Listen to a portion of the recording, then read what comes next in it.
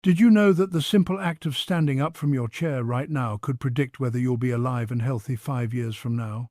It sounds almost too simple to be true, but medical research has proven time and again that this one movement, along with six others you do every single day, holds the key to how long you'll live and how well you'll live those years. Hello, friends.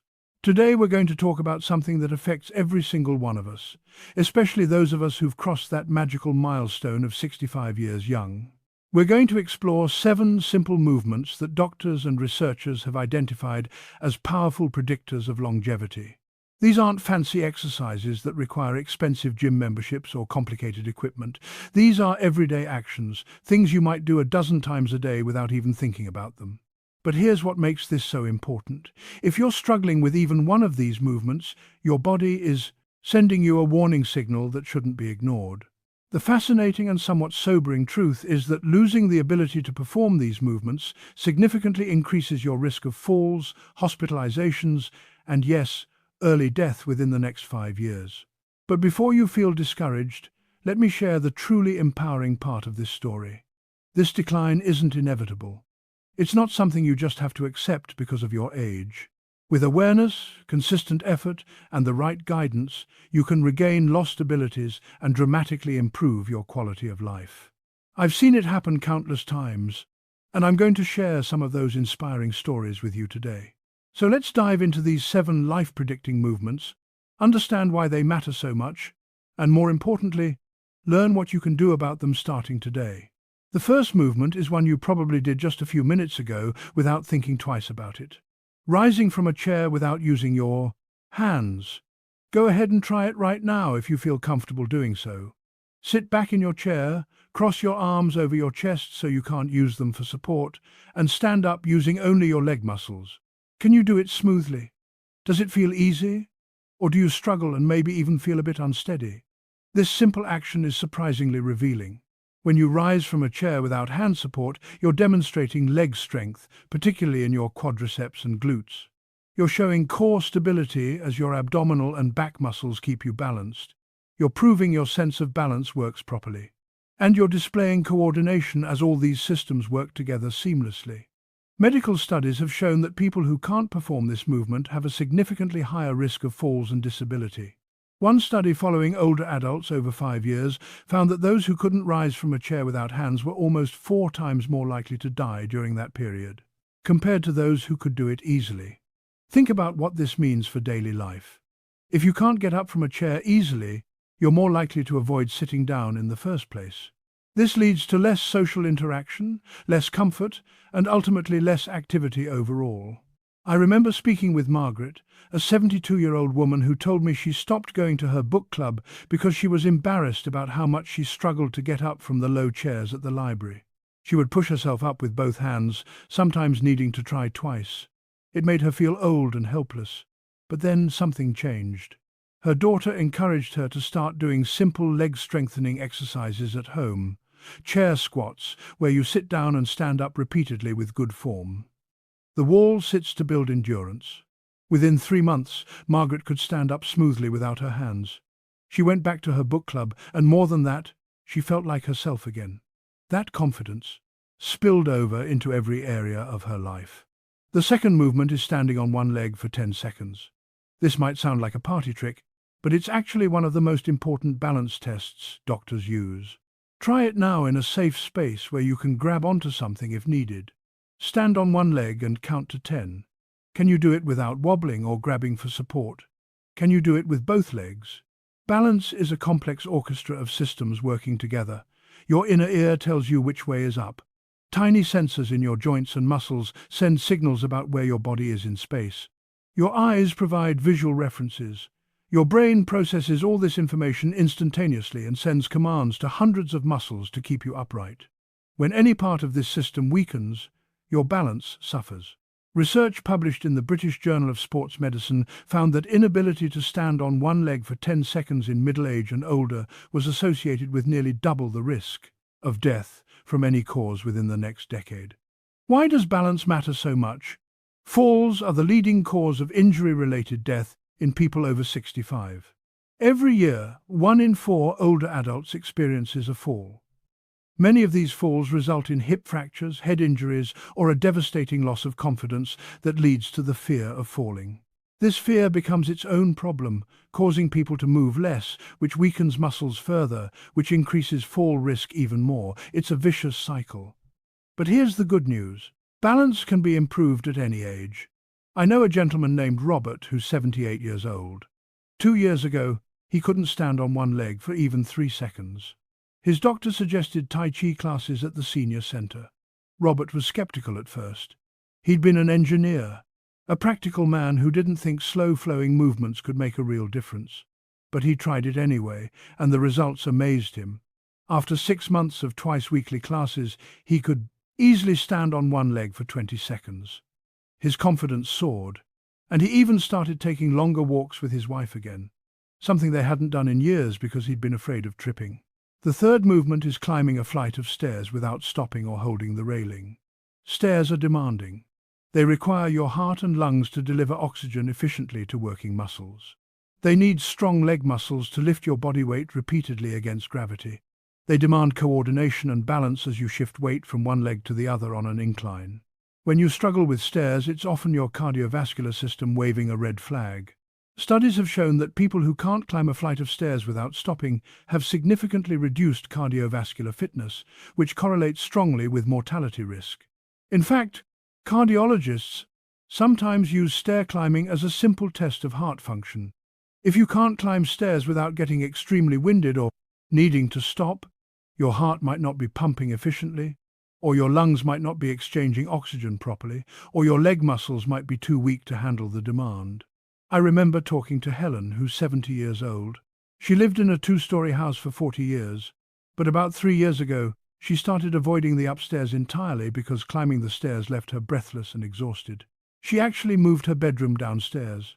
It was her grandson who finally convinced her to see a doctor. It turned out she had developed some heart issues that needed medication, but she also needed to rebuild her strength. Her doctor created a gradual plan. Start with 3 stairs, then rest. Do that twice a day. After a week, add another stair. Helen was patient and consistent. It took almost 4 months, but she can now climb a full flight without stopping. She moved her bedroom back upstairs, and she told me recently that reclaiming that part of her house felt like reclaiming a part of herself. The fourth movement is getting up from the floor without assistance. This one might sound challenging, and for many people, it is. But it's also one of the most comprehensive tests of overall physical function. Getting down to the floor and back up again requires flexibility in your hips, knees, and ankles. It demands core strength to control your body as you lower down and lift back up. It needs good balance and coordination. It requires muscle strength throughout your entire body. And interestingly, it also requires mental focus and spatial awareness. There's actually a specific test called the sitting rising test that's been studied extensively. In this test, you lower yourself to the floor and then stand back up, losing points for each time you use a hand, knee, or other support. Research involving over 2,000 adults found that people who scored poorly on this test were 5 to 6 times more likely to die over a 6-year period compared to those who scored well. That's a staggering difference from such a simple test. Beyond the statistics, think about what this means practically. If you can't get up from the floor, what happens if you fall? You might lie there for hours waiting for help. This fear becomes paralyzing for many older adults. But it doesn't have to be this way. I know a woman named Patricia who's 74. She fell in her garden 2 years ago and couldn't get back up. She lay there for almost an hour before her neighbor heard her calling. It was traumatic. But instead of letting fear take over, Patricia worked with a physical therapist.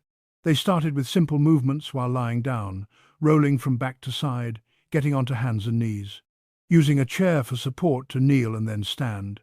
It was gradual and sometimes frustrating, but Patricia persisted. Now she can get down to play with her great-grandchildren on the floor and stand back up without help. The psychological boost from this accomplishment has been just as important as the physical gain. The fifth movement is carrying groceries or a laundry basket across a room. This combines so many elements of functional fitness. You need grip strength to hold the bags or basket.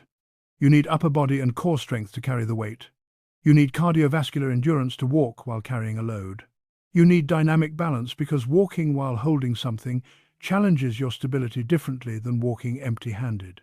This is what doctors call a functional movement, something you do in real life that directly impacts your independence. Research has shown that grip strength alone is a powerful predictor of overall health and longevity. Weak grip strength is associated with higher rates of heart disease, stroke, and early death. But it's not just about your hands. Your ability to carry objects reflects full body coordination and strength. When people lose this ability, they start depending on others for basic bsend tasks like bringing in groceries or doing laundry. This dependence can erode self-esteem and accelerate the loss of other abilities. I spoke with a man named George, who's 68. He noticed he was making multiple trips from the car with groceries, carrying just 1 or 2 light bags at a time. He felt weak and frustrated. His wife suggested he start doing some simple exercises. He began with light dumbbells, just 5 pounds, doing basic curls and shoulder presses. He also started doing farmer's walks, which is exactly what it sounds like, walking while holding weights in both hands.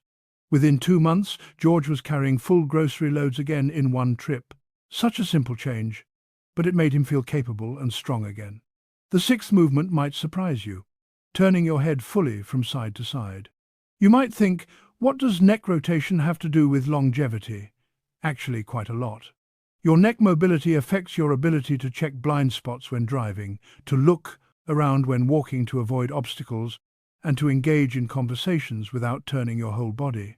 Limited neck mobility often comes from arthritis or muscle stiffness, but it significantly increases fall risk because you can't see potential hazards around you. It also contributes to social isolation because having a conversation becomes physically uncomfortable when you can't turn to face people easily. Moreover, neck stiffness can indicate other problems.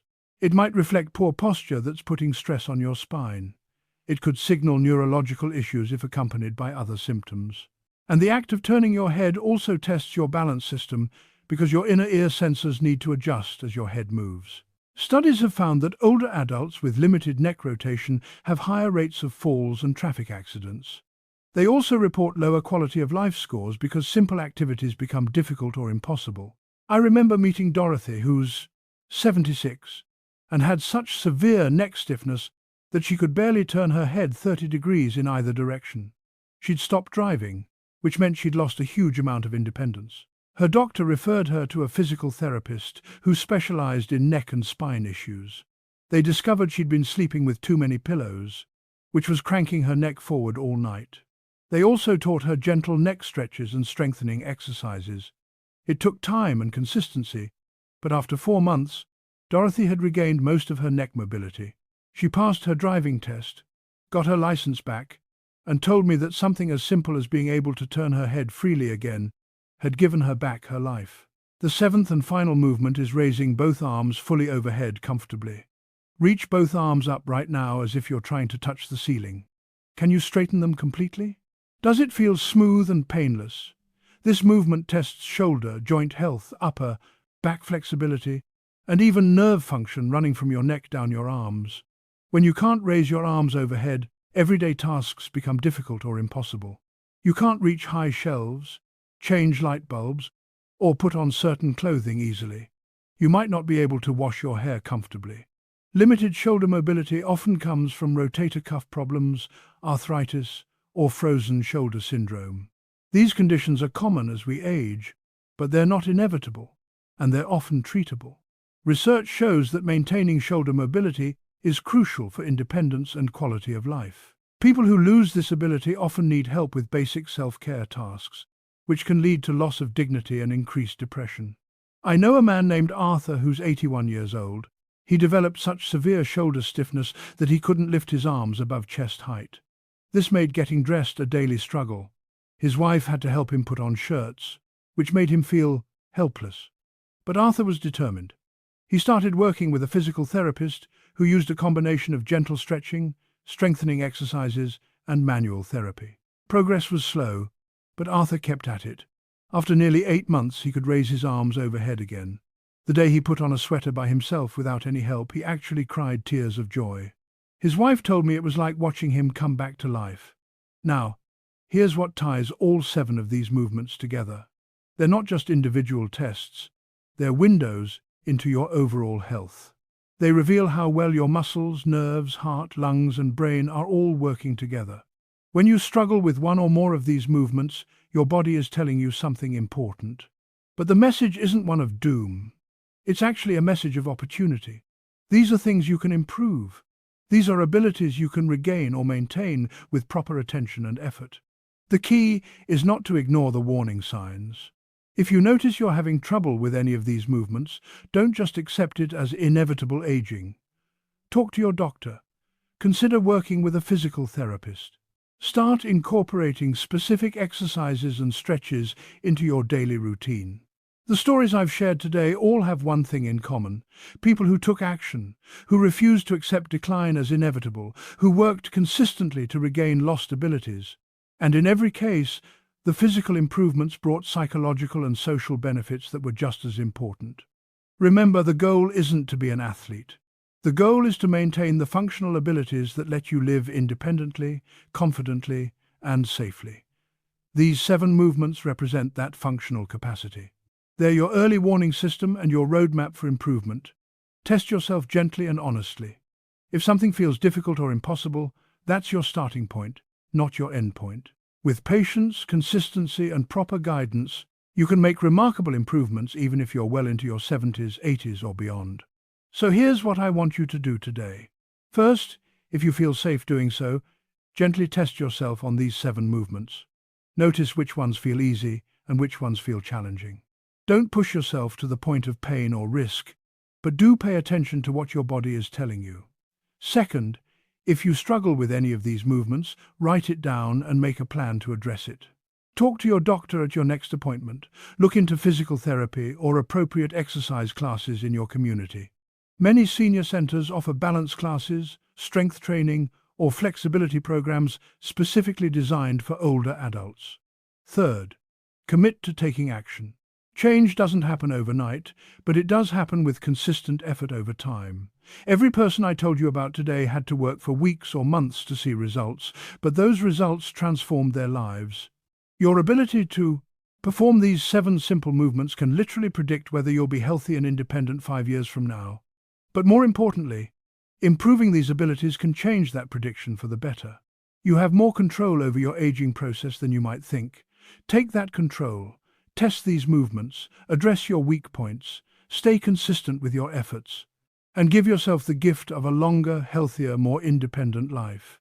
Your future self will thank you for the actions you take today.